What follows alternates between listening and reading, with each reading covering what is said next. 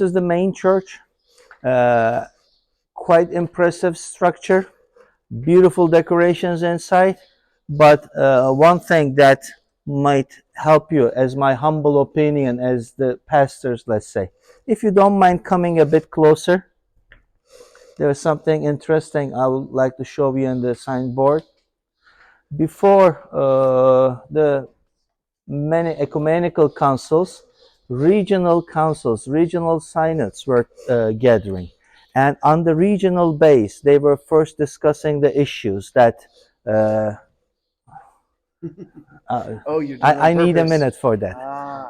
So, during those pre-councils in the synod meetings, they were just making up certain decisions.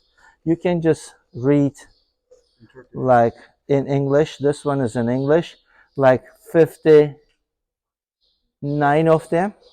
The most interesting part is, as it's written here, after any time between 341 to 381, the church council over here, pre-council, must have been held. And when you come and just check the parts of the New Testament, you will see that the Revelation was not a part of the canon.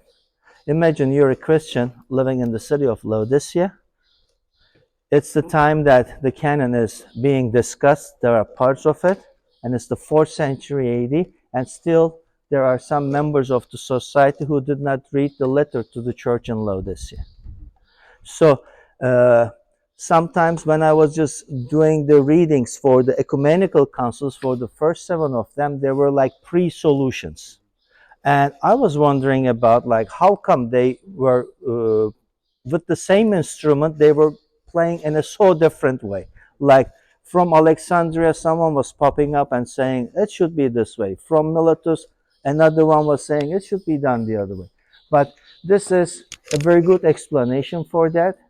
In many areas, the documents, the scripture that they were having, let's say, means of reaching was totally different. Even in Laodicea, after the Edict of Milan, when they were having the pre-church meetings, they were not having the revelation as a part of the scripture. They're probably happy about that. It wasn't too kind to them.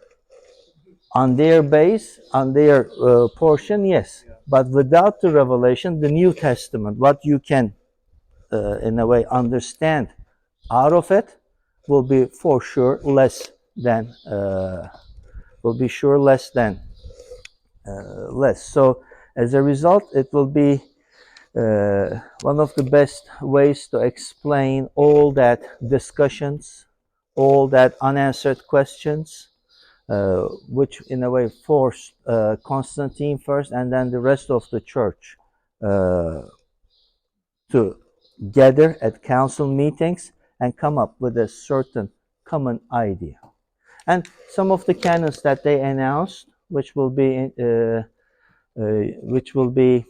valid for this particular section of the countryside, might be interesting. You can just take the picture, read it. For example, 29, a Christian shall not stop work on the Sabbath, but on the Lord's day. Yeah, they didn't just say 42, none of the priests, the Lord's day. They said you cannot stop working on the Sabbath. none of the priesthood nor of the clergy may travel without letters canonical. I mean, there are quite interesting, let's say, canons that they have, in a way, discussed and accepted. But this doesn't mean that these are the canons valid for all the congregations in Asia. This zone is saying this is the way we should do it. But Tralles might have came up with different. Smyrna area might have came up with different canons. So even within the same region, in a day travel distances away from each other, they were so different in the way that they, let's say, lived their Christian lives as the clergy and as the worshippers. So let's just walk inside and let's do it this way. If we say like 10 minutes to walk back, quarter to 11, okay, quarter to 11, which will be like 25 minutes nearly. You can just spend the time over here. Quarter to 11, we need to be back in the bus.